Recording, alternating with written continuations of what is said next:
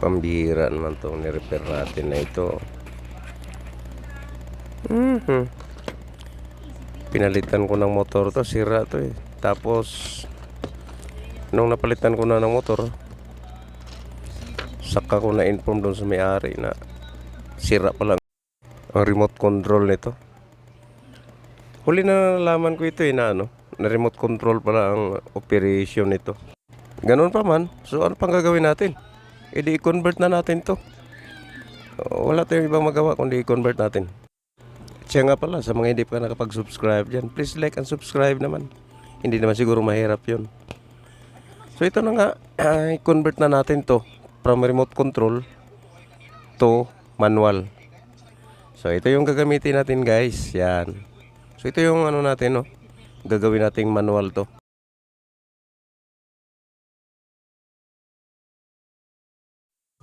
Kung paano natin gagawin to guys, ay panoorin nyo lang ang video ito. Baka sakaling makakuha kayo ng idea kung sino sa inyo may mga remote control yan. Yan. Yung board yan, tanggalin natin yan.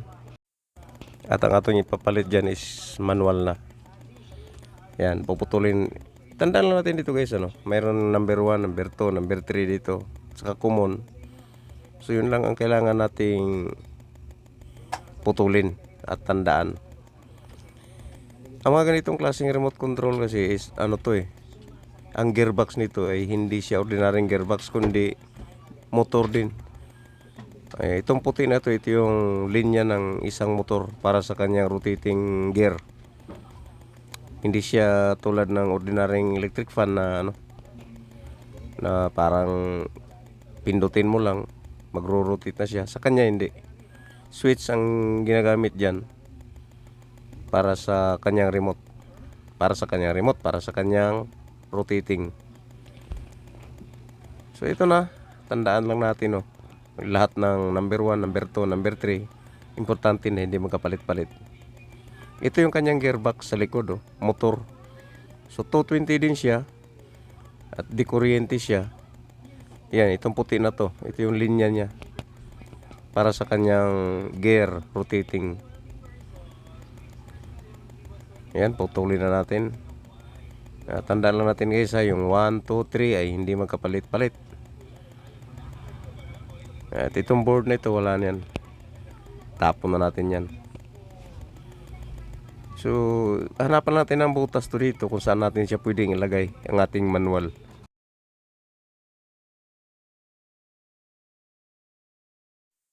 Siguraduhin lang natin na paangat yung kanyang bakal para paghatak mo pababa. Ayan. Huwag lang natin baligtarin kasi pag nabaligtad natin yan, hindi natin mahatak pababa. Kasi mayroon tali yan. Ayan. So, putulin natin yung kanyang mga iskruhan. Tapos ilipat natin. So, ang pinaka masalimuot dito is itong kanyang mga tornilyuhan ay tanggalin natin at idikit natin ulit gamit ang ating epoxy. Kunting pasensya lang sa mga ganitong klaseng conversion. Ayan, itong epoxy natin guys, E and B ito. Timpla natin to para matibay yung kanyang pagkadikit. So idikit natin kasi wala tayong maiskruhan dito eh. Pinotol natin yung iskruhan ng kanyang board and then ililipat natin para doon natin i-screw yung ating manual selector switch. So baka mayroon kayong mga remote control guys na hindi na nagagamit kasi nga wala na yung remote. Pangalawa, sira na yung remote. O kaya hindi nyo alam paano gamitin. Convert lang ang kailangan yan para magamit natin ulit. Ito nga pala matagal lang na-stock to. Dahil nga yung remote nito hindi na gumagana. So nung inayos natin, talaga hindi gumana kasi ang motor niya is sunog. Andi, nung naayos na yung motor, wala palang remote. Kaya ito, i-convert na natin. Ayan na, i-attach natin yung kanyang conversion. So, ihinang na lang natin yung kanyang speed, 1, 2, 3. At tandaan natin parati na mayroong switch dyan para sa kanyang rotating box. So hindi dapat magkamali yun.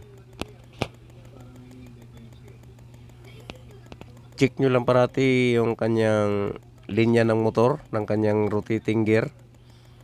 And then tandaan nyo para doon din natin ilalagay yung switch. Ang switch nito is ilalawit na natin, no? Yan, ihinang na natin yung mga speed ano niya, yung 1, 2, 3.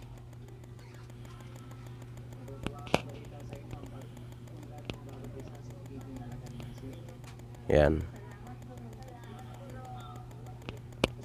So sa paghinang, iwas-iwas lang kayo guys sa ano, usok. Ako kalaban ko talaga yan. Kaya ayaw ko nang lumanghap ng usok. Mabango pa naman sana.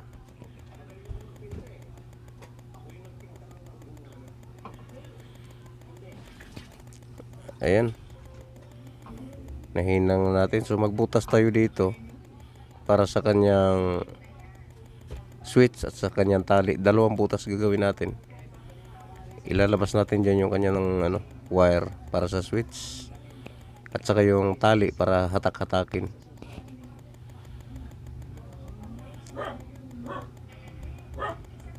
So, ganito lang guys, ano, masalimuot pero masaya.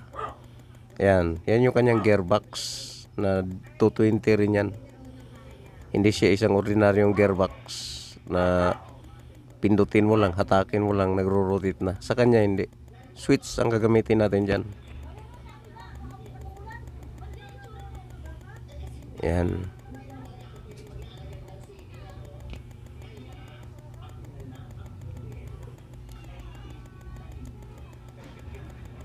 So ayan yung switch natin. Maliit nga lang yung ano niya. Manual switch. Manual selector switch.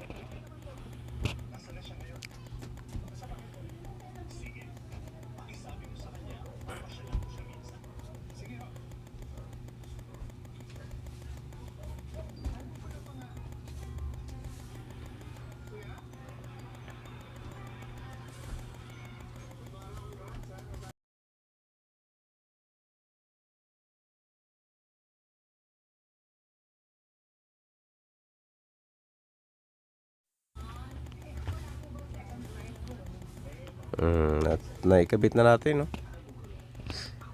Hintayin na lang natin siguro na ano, kakabit natin yung kanyang screwhan. Kung tumigas na itong ano niya, yan. So matitigas na. I-screw na natin, ano, pantagalan natin. So ganyan lang mag-convert. Panoorin ito, wala na to. Tapon na natin to. Yan. So pwede nang i-attach to pagka matigas na. Huwag lang natin pirsahin muna kasi baka bago pa. Ang epoxy kasi is napakatigas niyan. Parang simento yan pag tumigas. Epoxy ang gamitin nyo dito kasi hinahatak-hatak to, may tendency. Ito yung tali natin guys, oh. Ito yung hahatakin natin. So talian mo natin bago bago natin i-screw.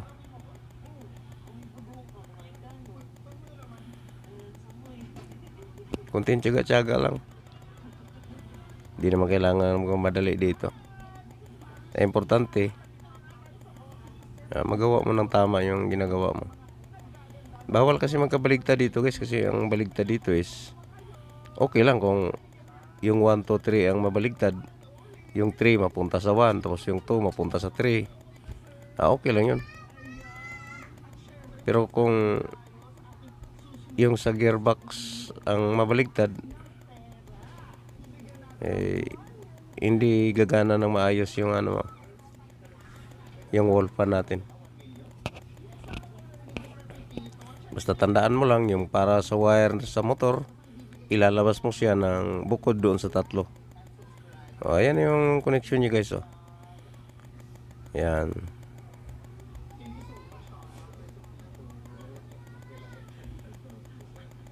Yan.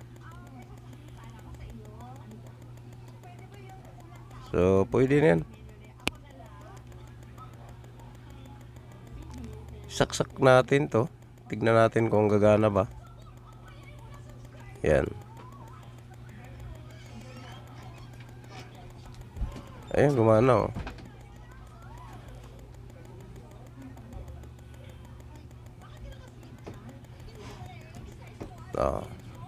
Hindi nagamit natin ulit. Matagal na hindi nagamit to.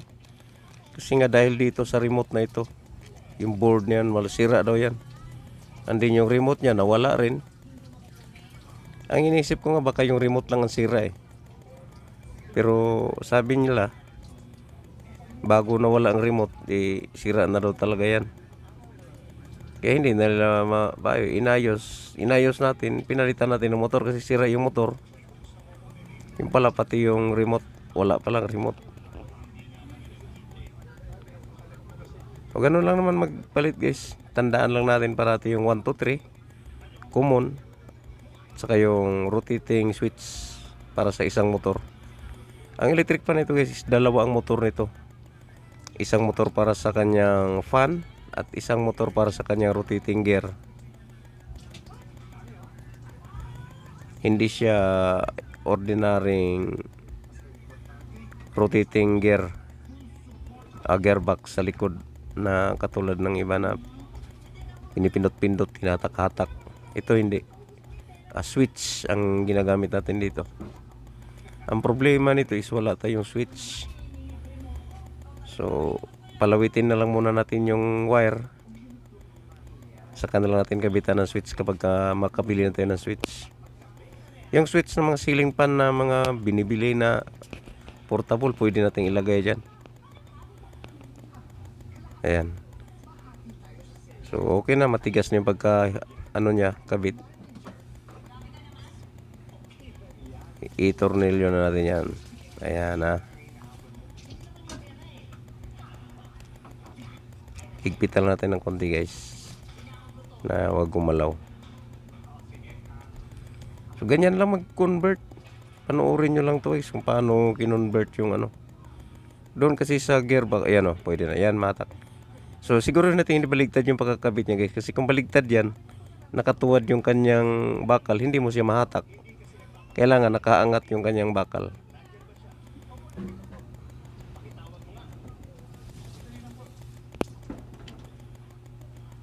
At yan na nga, ikabit na natin to para matapos na at may balik na.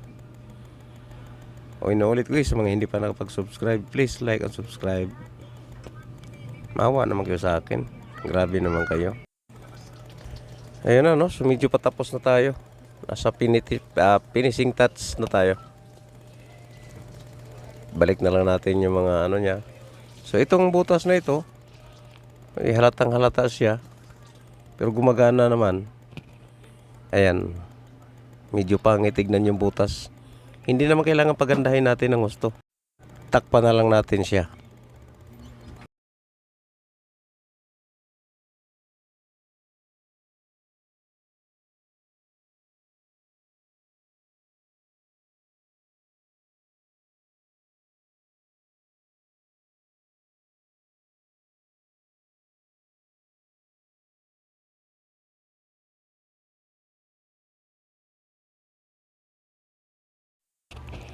Ayan tinakpan na natin.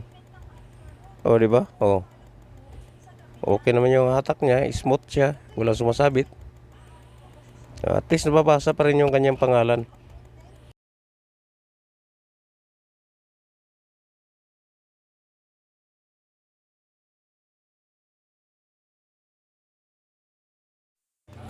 Ayan. So hindi naman siya masyadong halata, natakpan na natin at nandiyan pa rin yung pangalan niya. So parang walang nangyari. Huwag na tayo mag-expect ng ganong kaganda kasi hindi naman talaga perfecto yan. Number 1. Lamig. Number 2. Number 3. Tapos ito. Kita ba? Ito yung nagpaparotate. Pag ilalagyan natin ng switch yan, ayan,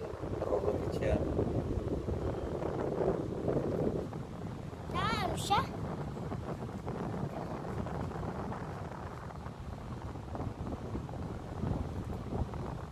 So ito, kabitan natin ang switch to. Ayan. Pag tinanggal natin to, steady na siya. Dikit natin ulit para magkaroon na ulit. Ayan. Ang galing.